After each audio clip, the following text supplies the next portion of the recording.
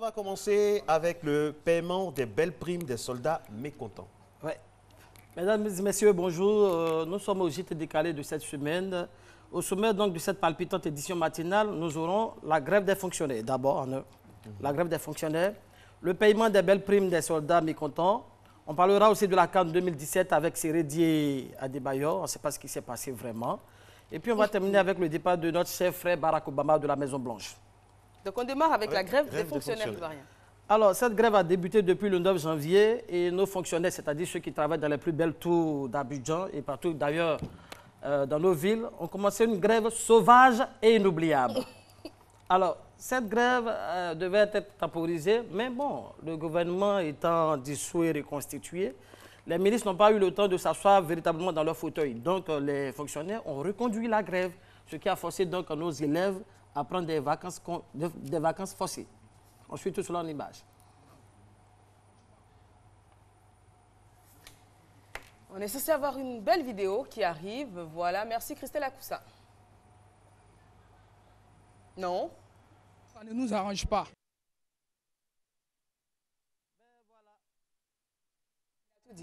Mais voilà, ça ne nous arrange pas, il a tout dit.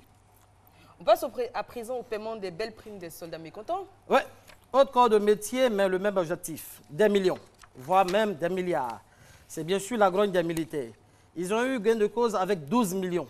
Et je vous assure que depuis le 17 janvier, nos militaires sont devenus des boucantiers. Qu'est-ce qu'on ne ferait pas avec l'argent dans nos villes?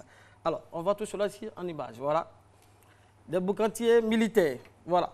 Pendant ce temps, les autres confrères ont tiré, alors que l'argent n'aime pas le bruit. Mais pour eux, il paraît que le bruit fait accélérer l'argent.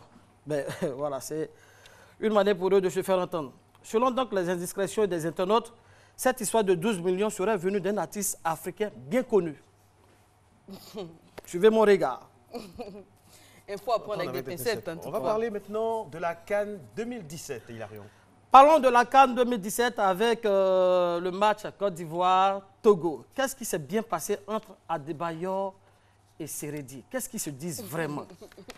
On a l'impression que le match a débuté déjà dans les vestiaires. Voilà, Sérédi et Adebayor qui se disent des mots pas vraiment doux. Voilà, on voit Sérédi, voilà, le vrai bêté, voilà, à côté du Togolais. Voilà, certainement que voilà, tu n'as pas mangé la coumain que je t'ai donnée. Non, je n'en aime pas, je n'aime pas, voilà. Je préfère le gaba, on ne sait pas. Et il paraît hein, que selon les internautes qui ont estimé avoir lu sur les lèvres, je ne sais pas si c'est vrai, je le mets bien au conditionnel, il aurait dit « va là-bas, vilain là ». C'est ce qui se trame sur les réseaux sociaux, ce qui se dit. Bon. Ben, on n'en sait rien. On sait pas, en tout cas, on n'en sait rien, mais est-ce que c'est vraiment ce qu'il a dit? Mais bon, voilà. Il faut préciser également qu'Adebayor a fait une vidéo où il disait qu'il se chahutait, que c'était juste pour plaisanter, s'amuser, qu'il n'y avait pas de palabre, il n'y avait pas d'histoire, c'était juste pour mettre de l'ambiance. Adebayor a fait une vidéo le disant. Mais en réalité, qu'est-ce qui a été dit pour que notre Sérédié se mette dans cet état?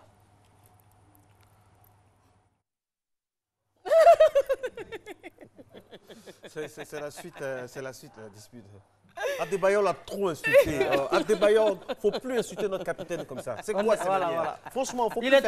Il est très sensible, notre capitaine. Il ne faut pas l'insulter comme ça. Donc il faut éviter de lui dire des mots pas doux. Et voilà. Alors, certains indiquent que le nul a été perçu par Sérédi comme une défaite. Donc demain, vendredi, donc, face à la RDC, il ne veut rien laisser. Il s'y entraîne déjà. On voit sur les images.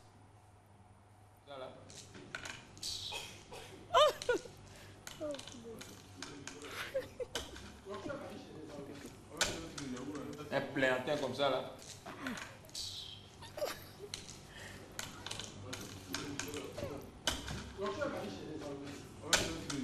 Alors ils s'entraînent à la... Voilà. C'est la Wallet ou c'est... Bon, toujours le Ludo. Non, ça c'est la Wallet. La Wallet, voilà. La Wallet. Toujours qui s'entraîne pour le match de demain. Et on est sûr que ce match sera très rude. Voilà. Et on finit avec le départ de Barack Obama de la Maison-Blanche. Notre chef frère. Notre chef frère Barack Obama de la Maison-Blanche, voilà. On finit avec Barack Obama qui va devoir céder demain vendredi le pouvoir à Donald Trump qui a trompé Hillary Clinton. Il va quitter donc la Maison-Blanche avec regret. Voilà. On voit notre président qui, voilà, son vice-président aussi qui, voilà, qui est sur cela. C'est pas facile de céder le pouvoir. Ben, chers amis, on vous conseillerait de venir ici en Afrique, parce qu'ici en Afrique, on accepte 2, 3, 4, 5, 6 et voire même 7 mandats. Merci pour cette édition matinale. C'est la fin donc de ce JT décalé et la semaine prochaine. Merci beaucoup. Merci beaucoup, Hilarion. Merci. Vraiment, c'est pas... Voilà, on aimerait préciser. Est-ce qu'on a besoin de préciser? C'est de l'humour, hein. C'est du second degré. Non, mais il a tué Eva. Voire du troisième degré. Du troisième degré. Il a tué Eva avec Sérédier, mais franchement, Hilarion. Ce sera tous les jours comme ça, tous les jeudis comme ça avec lui. Vous êtes à Matin Bonheur, c'est le rendez-vous de l'information, du divertissement, du bon réflexe, de tout ce qui vous permet de bien vous réveiller. On salue par ailleurs à travers Sérédier tous les éléphants. Sachez que nous sommes de tout cœur avec vous, hein, malgré le match nul. Nous sommes là et demain, on sera vraiment d'attaque pour vous supporter afin que vous puissiez vous qualifier. Et puis ce sera la fête. On va faire envoyez-nous vos selfies. Envoyez-nous. Hein. Les éléphants, on a dit à Eric Osseri, on vous le dit aussi également aujourd'hui. Envoyez-nous vos selfies, envoyez-nous des photos. Vraiment, le matin, comme ça fait plaisir quand on sait. Et puis ça va nous permettre de nous entraîner aussi. Parce que vous nous donnez envie également de faire du sport. Le sport, c'est bon. Vous le savez, on ne le dira jamais assez pour la santé. Et la santé, justement, ça fait partie donc de la dernière ligne droite, dernier boulevard de cette émission. Nous allons parler aujourd'hui de kyste ovarien. On se retrouve juste après ça.